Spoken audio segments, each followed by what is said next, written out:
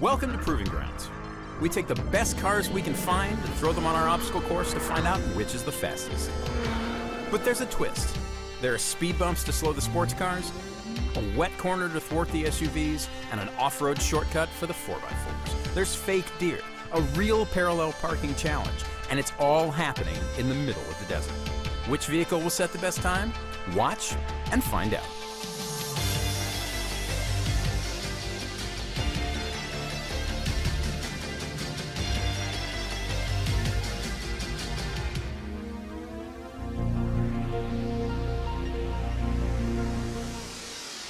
Today, on Proving Grounds, we're going to see how the Impreza WRX, the Cadillac CTS-V, and the Widebody Challenger Hellcat hold up to our extreme testing.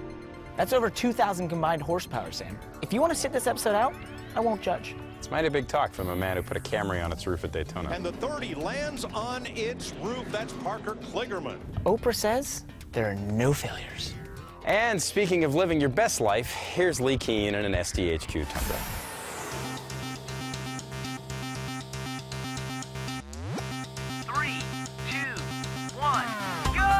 This is a Baja pre-runner. It's built by a company called SDHQ on the top of an ordinary Toyota Tundra. A lot of suspension, a lot of tire. It's built to go through off-road race courses before they run the actual race. Which is why as it heads here into the speed bumps, it is not going to have any problems. Speed bumps, obviously not a problem. Didn't even slow down for those things.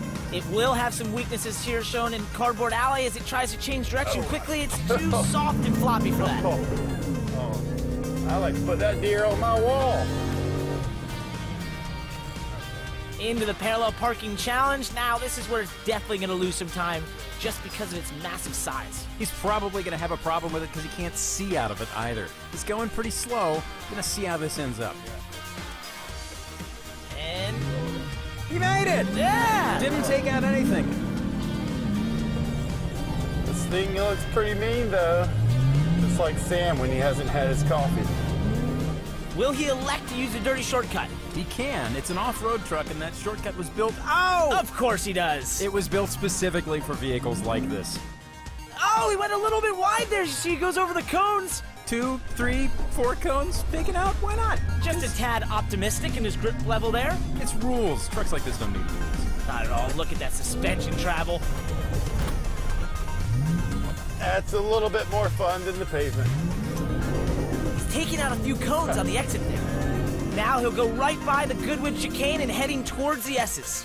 Watch it through the S's. This thing's got a lot of body roll, a lot of power. Probably doesn't... No, it doesn't work pretty well at all. Not at all. Watch the lean.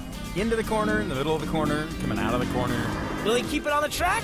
Yes, he does. And now he's heading down the finish straight. Pretty fun. And over the finish line, I think that was pretty quick.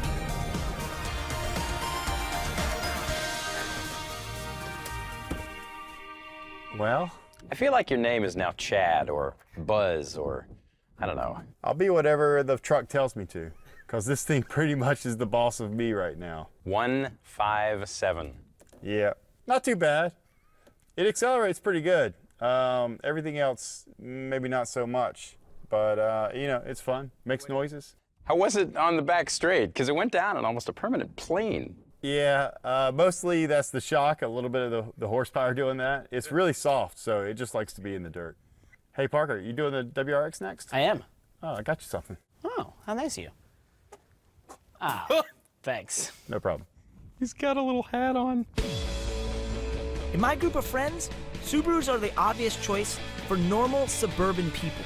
The kind of friend who has a lot of opinions about hiking boots. This is the Subaru for your bearded cousin who shows up to a wedding in a flat brim hat. Growing up, the Subaru WRX was the car to have because it was in the game Gran Turismo. Because of that, it had almost mythical status. This WRX has roughly 270 horsepower and 260 pound-feet of torque. And the thing is, that is not much different than the first WRX that graced our shores in the early 2000s. It just hasn't changed. They've stayed with the same formula year after year. And in an era where you now have Golf Rs and Ford Focus RSs, you have to feel like they've almost lost their luster with the WRX, that it's fallen behind. Since they haven't really changed the car at all, the price hasn't changed. This car is vastly cheaper than the Golf R, than the Ford Focus RS, and it's become maybe the bargain play in the rally car for the street arena. That is the thing. Although it doesn't race in rally now, it still has that rally pedigree. It still has the all-wheel drive and the ability to turn in the corners, even though it's powering the front and the back wheels. It's a light, agile car by anyone's standard, and it's fairly quick. You wouldn't be upset having a WRX. What is a rally car? You take a boring sedan, you give it all-wheel drive, a turbocharger, and a crazy paint job, so it can do this.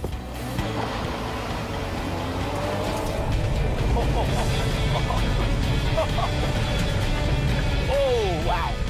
Yep, it's got grip. It's got a lot of ability. It's actually quite smooth over some large bumps. This is exactly what it's meant to do. Ah, I wish I had a blow-off valve. It needs that noise.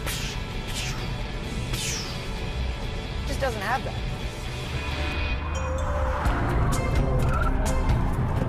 It is a rally car, so don't really have to slow down. For speed bumps, the guys on the forums would be impressed.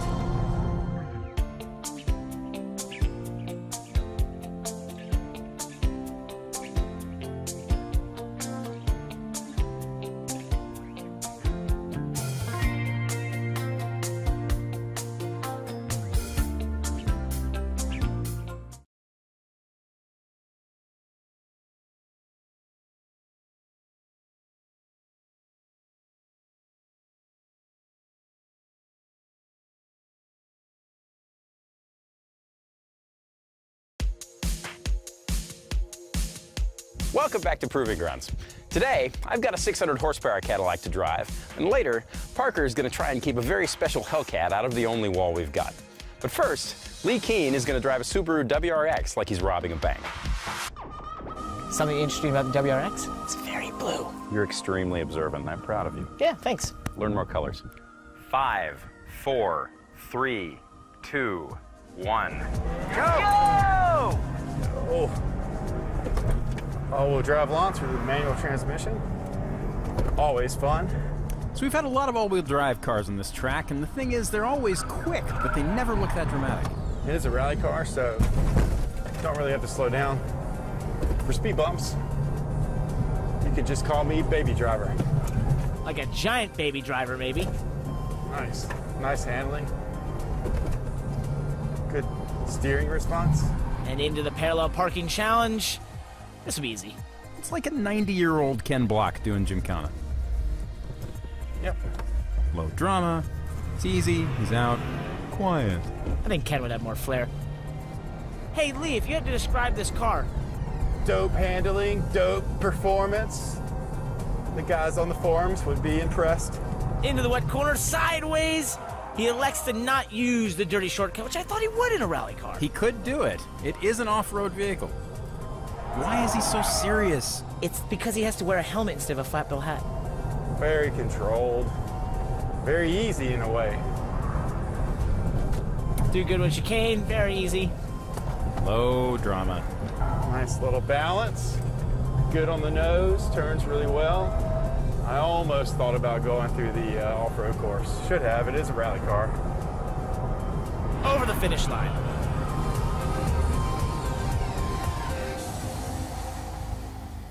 A 141.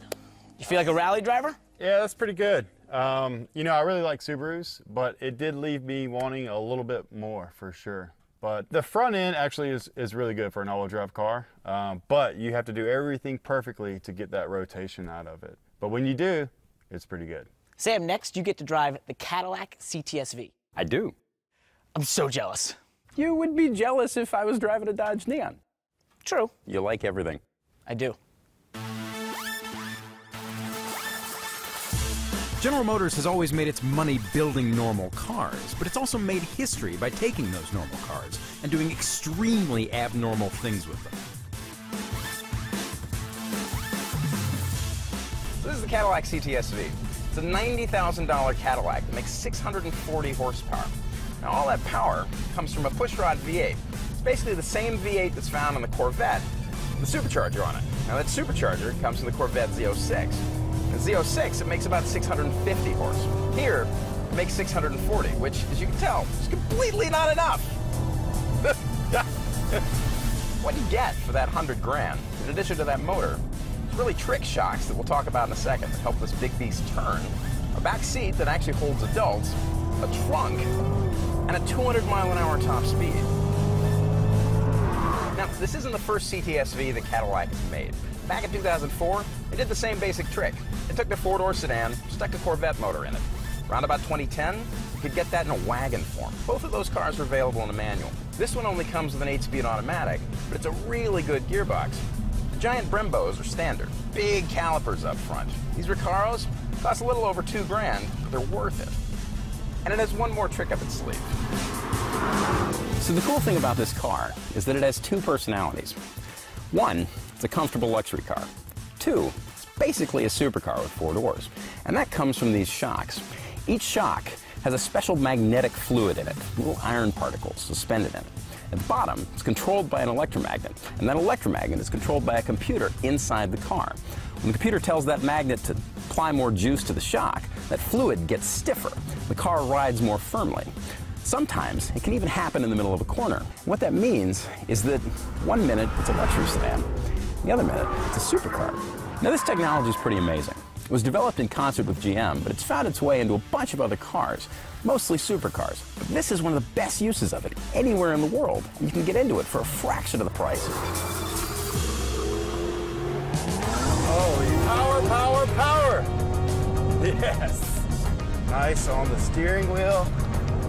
Oh, third gear, just lighten them up.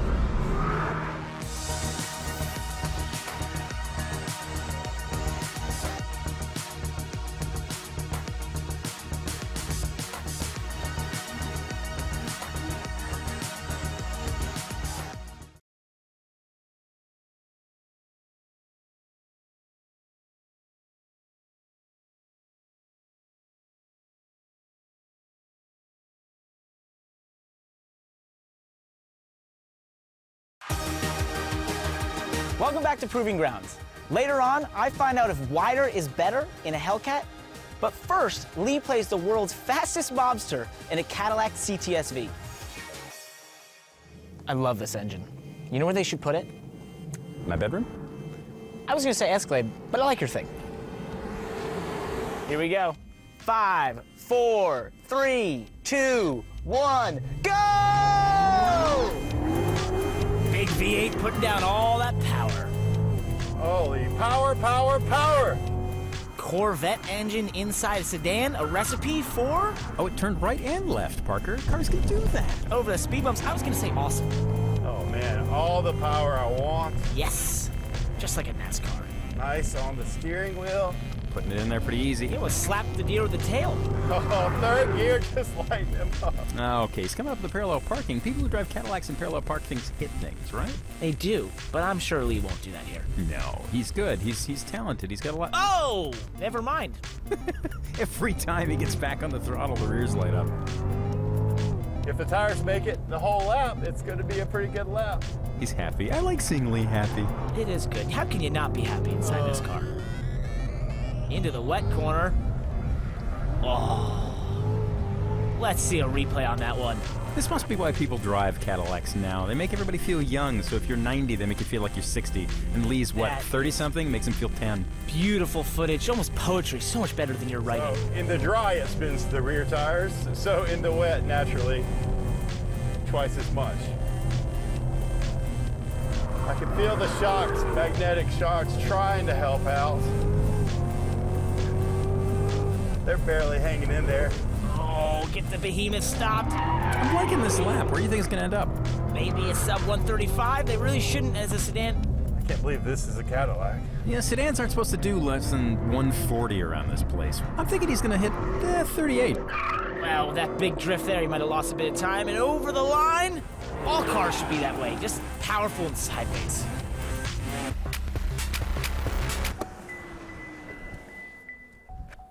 What is this thing? That was a 138. A monster. Dude, I can't believe that. 138. A Cadillac. I've never had that much fun in a Cadillac. I never thought I was going to have that much fun in a Cadillac. You lit it up into second gear on the front straight. It was spinning third gear in a straight line. I love this thing. Yeah, all the power I want. The rear tires, you know, barely hung in there. I was afraid there wasn't going to be any left by the end of the lap, but great balance and man, a lot of fun. Does it stop?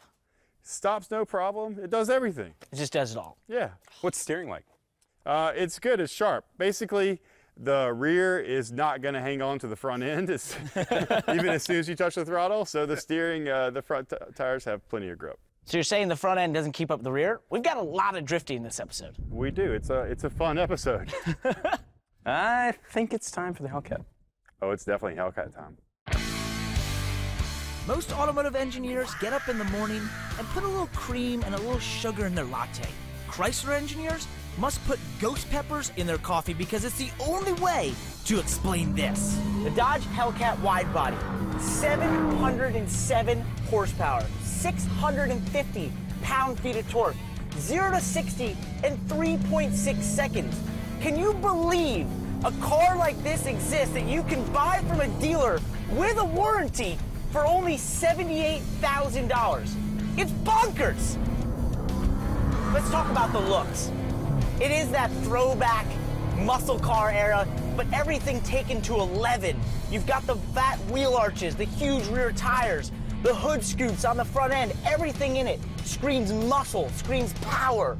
And that's a good thing because with this car, you have all the power in the world, enough that when you flick your foot down and put it to the floor, you might just spin the world a little faster on its axis. It's wide, really wide. In fact, it's 3.5 inches wider than the regular Dodge Challenger, which is already a huge car. And you can see it in these massive flared wheel arches. And if that's not ridiculous enough, it sucks in air through its eyeballs. The reason they created the Widebody was that with 707 horsepower, the hardest problem you're going to have is being able to put that power through the rear wheels. So they've made this car wider and given it really fat rear tires so that you can try and get that grip down. The thing is with this car is you don't so much as drive it as much as you're strapping yourself to that 6.2 liter supercharged V8. The only other thing I think that would relate to this in any sort of way is those lucky few that will sit at the pointy end of a SpaceX rocket and blast off into space. As you get to the exit of a corner, you don't even think about applying the throttle until you are completely straight. It's because if you so much as think about getting the throttle before an exit, you're gonna end up doing this. We've got a Hellcat. We've got a racetrack. Let's see if it can drift. That's no Hellcat. That's the Cadillac CTS-V. Yeah, why not?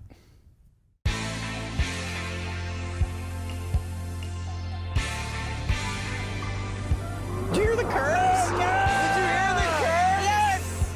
I love it. Oh, it's amazing. So good.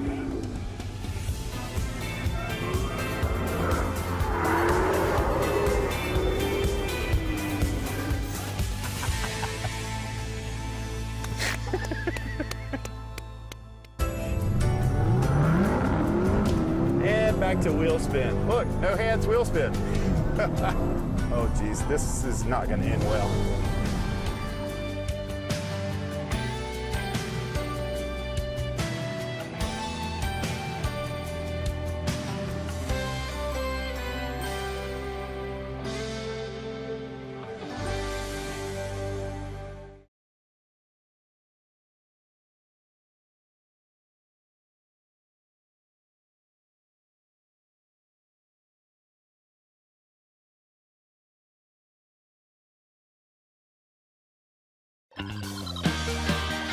Welcome back to Proving Grounds. It's the moment you've all been waiting for. We're going to see if Lee Keen can fit the wide-body Hellcat through Cardboard Alley.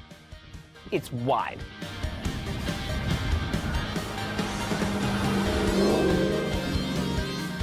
Three, two, one, go. Oh! Hey, he actually hooked it up. They made this car wider to try and hook up those rear tires. did not achieve it. Yeah, 700 horsepower in anything is probably a lot. As it heads into the speed bumps right now, has to slow down. Power is not an issue, or maybe it's its biggest issue. Did Lee just say he doesn't like horsepower? That's ridiculous. Oh, he's coming up on the parallel parking. See how quickly he can stuff this boat in there. This is at risk of being slower than the Cadillac. Slowly. And that's why they have backup cameras. Nice and gentle, like an adult. And back to wheel spin. Look, no hands, wheel spin. Is there going to be enough tire by the time he gets to the wet corner? That is the question we've all been asking ourselves. I don't know how fast it's going to be, but oh geez, this is not going to end well.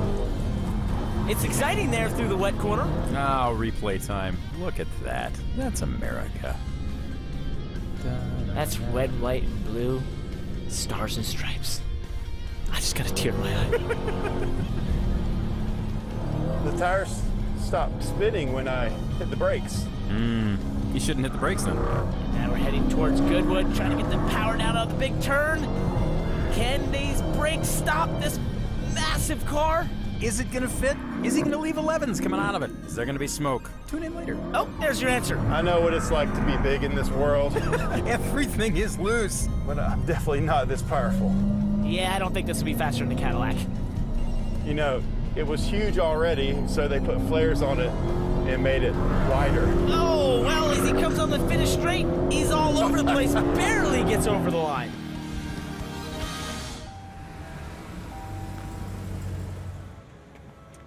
This car is so ridiculous. Oh my gosh.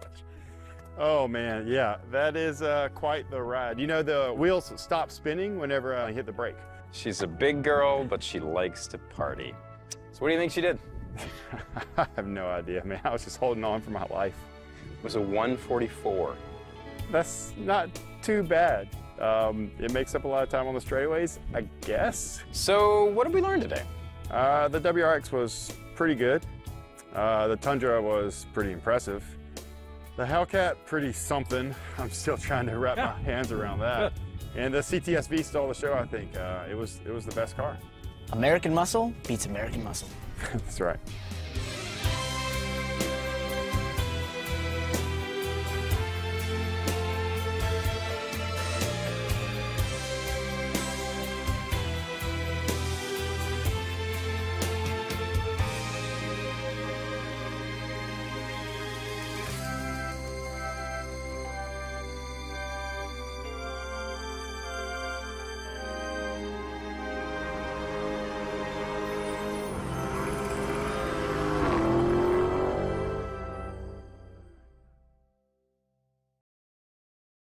Hey Motorsports fans, thanks for watching. Make sure you hit subscribe before you go for all the latest news and highlights across motorsports.